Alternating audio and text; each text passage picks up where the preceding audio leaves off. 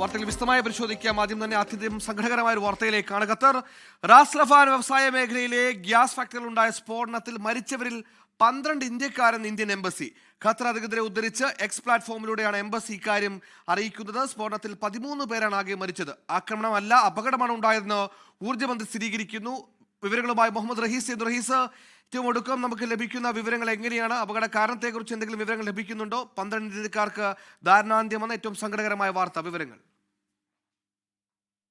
സുഹൈൽ, ഏറ്റവും ഒടുവിൽ പുറത്തു വരുന്നത് ഈ വിവരമാണ്. ഈ ആകെ മരിച്ചവരുടെ എണ്ണം 13 ആയിരുന്നു. അതിൽ 12 പേരും ഇന്ത്യക്കാരാണ് എന്നുള്ള അതീവ ദുഃഖകരമായിട്ടുള്ള വിവരമാണ് പുറത്തു വരുന്നത്. നേരത്തെ തന്നെ ഈ ഖത്തർ റാസ് ലഫാൻ വ്യാവസായിക മേഖലയിലെ ഗ്യാസ് ഫാക്ടറിയിൽ ഉണ്ടായ സ്ഫോടനത്തിൽ 13 പേർ മരിച്ചതായി ഖത്തർ ഊർജ്ജമന്ത്രി തന്നെ വ്യക്തമാക്കിയിരുന്നു. ആ 13 പേരിൽ 12 പേരും ഇന്ത്യക്കാരാണ് എന്നിപ്പോൾ ഖത്തറിലെ ഇന്ത്യൻ എംബസി വ്യക്തമാക്കുകയാണ്.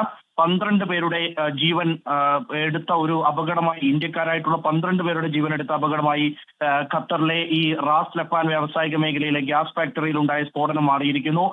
അതിൽ നേരത്തെ ഒരു പാകിസ്ഥാൻ സ്വദേശി കൂടി ഉണ്ട് എന്ന് നമുക്ക് എന്തായാലും ഇപ്പോൾ സ്ഥിരീകരിക്കാം. അങ്ങനെയാണെങ്കിൽ 13 പേരിൽ 12 ഇന്ത്യക്കാർ, ഒരു പാകിസ്ഥാൻ സ്വദേശി എന്ന നിലയ്ക്കാണ് മരണസംഖ്യ ഉള്ളത്. ഈ മരിച്ചവർ ഏത് സംസ്ഥാനത്തുള്ളവരാണ് എന്നതടക്കമുള്ള വിവരങ്ങൾ ഇനി പുറത്തു വരേണ്ടതുണ്ട്.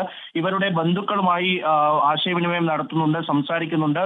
ഒപ്പം തന്നെ ഈ സംസ്കാര ചടങ്ങുകൾ അടക്കം ഉള്ള ഇനി അവിടെയുള്ള അതിനുള്ള നടപടിക്രമങ്ങൾ നടത്തി മൃതദേഹം നാട്ടിലേക്ക് എത്തിക്കാനാണെങ്കിൽ അത്തരത്തിൽ ആ പ്രവർത്തനങ്ങളുമൊക്കെയായി ഏകോപിച്ച് മുന്നോട്ട് പോവുകയാണ് എന്ന് ഖത്തർ എംബസി പറയുന്നുണ്ട്. എല്ലാ പ്രവർത്തനങ്ങളുടെയും പിന്നിൽ തങ്ങൾ ഉണ്ടാകും എന്നുകൂടി എംബസി അറിയിക്കുകയാണ്. ഈ 13 പേർ മരിച്ച സംഭവമായിരുന്നപ്പോൾ തന്നെ ആദ്യം പരിക്കേറ്റവരുടെ എണ്ണത്തിൽ ഇന്ത്യക്കാരുണ്ട് എന്ന വിവരം പുറത്തു വന്നിരുന്നു. കാരണം ഇന്ത്യക്കാർ ഏറ്റവും അധികമായി പ്രവർത്തിക്കുന്ന ഒരു മേഖല തന്നെയാണ്. പ്രധാനപ്പെട്ട ഉന്നത സ്ഥാനങ്ങളിലടക്കം ഇന്ത്യക്കാർ ഇരുന്നിട്ടുള്ള ഒരു സെക്ടർ കൂടിയാണ് ഇത്. അതായത് ഖത്തർ എനർജി നേരിട്ട് അതിന്റെ നിയന്ത്രണം നടത്തുന്ന LNG നിർമ്മാണം അടക്കമുള്ള കാര്യങ്ങൾ നടക്കുന്ന പ്രദേശമാണ്. അപ്പോൾ അവിടെ ഏറ്റവും കൂടുതൽ ഇന്ത്യക്കാർ ജോലി ചെയ്യുന്ന ഒരു സ്ഥലത്ത് ഒരു അപകടം ഉണ്ടാകുന്ന രാവിലെ അവിടെ 13 പേർ മരിച്ചതിൽ 12 ഇന്ത്യക്കാരാകുന്നു. ഈ 66 പേർക്കാണ് നിലവിൽ പരിക്കേറ്റതായി ഔദ്യോഗിക സ്ഥിരീകരണമുള്ളത്. അതിൽ തന്നെ ഇന്ത്യക്കാരുണ്ട് എന്നുള്ളത് നേരത്തെ തന്നെ വ്യക്തമായ കാര്യം കൂടിയായിരുന്നു. അപ്പോൾ അത്തരത്തിൽ പരിക്കേറ്റവരുടെ എണ്ണത്തിലും ഇന്ത്യക്കാരുണ്ട്. ഗുരുതരമായി പരിക്കേറ്റവരുടെ കണക്കുകളൊക്കെ, സ്ഥിരീകരിക്കാത്ത കണക്കൊക്കെ പുറത്തു വരുന്നുണ്ട്. നിലവിൽ എന്തായാലും മരണസംഖ്യ 13ആയും ഒപ്പം തന്നെ പരിക്കേറ്റവരുടെ എണ്ണം 66ആയും തന്നെ നിൽക്കുകയാണ്.